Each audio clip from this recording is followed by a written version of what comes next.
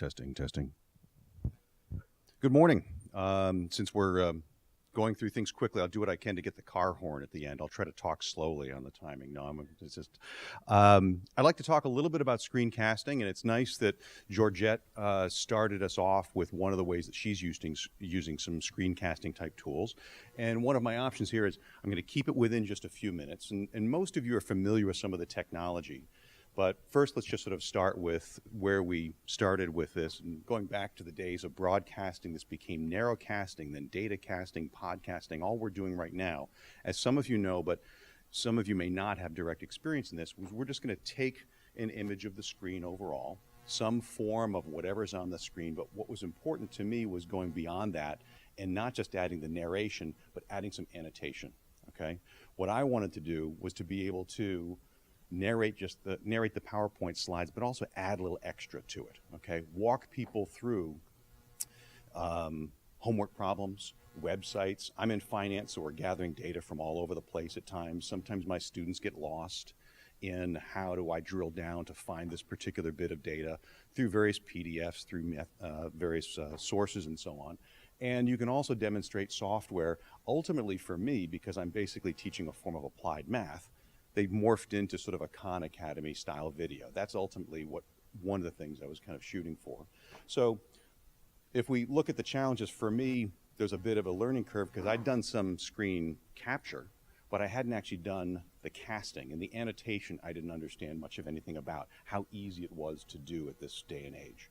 So what we have here is a boring PowerPoint-ish kind of slide, walking through the stuff that I'm talking about in class, but what I wanted to do was make it more interesting, make it more compelling, and actually show the students, and it comes through sometimes looking a little bit ugly towards the end, but your voice is kind of going through it and guiding people through all the different things so you can cover some advanced concepts, and it worked quite well. Thus far, the feedback from the students is excellent, and this was shockingly easy to put together, okay? So what do you basically need?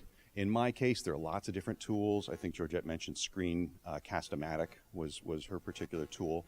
I'm working with an iPad and Doceri. There are a bunch of Android, PC, Mac, and iPad, iPhone-ish related tools out there that work quite well. They start from free on up to, say, in my case, $35 all in. You can use your existing technology. What I was going to show you here is I've got a 7-year-old laptop and a 2.5-year-old iPad that work just fine. And you just connect them via Wi-Fi. And the iPad ends up being your annotation tool, so you're not investing in any new fancy kind of tablet pointing type device overall. So now, don't you want to see how it works? Well, just like in a classroom environment, sometimes the technology doesn't always really connect when you're actually face-to-face. We were trying to set some of that stuff up here. So you'll just have to take my word for one simple aspect, that the recording is nothing more than literally point record on the iPad. And what they're doing is they're talking to, what we're trying to do as we're getting set up is take a picture of the iPad, and all we do is record, and you're ready to go, okay? So what you can do at this stage is now you can just basically use your PC to walk through, in my case, Excel problem sets. So I'm going through these things, I'm walking people through them, how to actually do them. I can actually go through my lectures, get in through some advanced conceptual problems. I also teach investments. So investments, the market is actually only working up until 4 p.m., but 2 of my classes are 6 p.m. and 7:30. So my MBA students don't get the benefit of seeing something as simple as how you place a real money stock trade. Okay, so what's the action of the market? What's the data that's available to a professional trader, which I've seen, I've used, and I want them to understand. So I walk them through something like that. And ultimately at the very end, when you're done, and literally, this is the other part of the demo, you can envision me now going stop recording, okay? So now we stop recording, and all you do is you just drag it, which the color, you just drag it over to a little Google Drive app or something similar. There are different ways to send it to the cloud. Once you're done with that, and since I have a moment here, I'll just sort of take this, you click here, and then in my case, what I'm doing is I open up these little links. I can distribute, now I've got over like 100 videos that I've done with this, and that's a lot. I cranked it out in a week, and now I instantly have a face-to-face class converted to be an online class.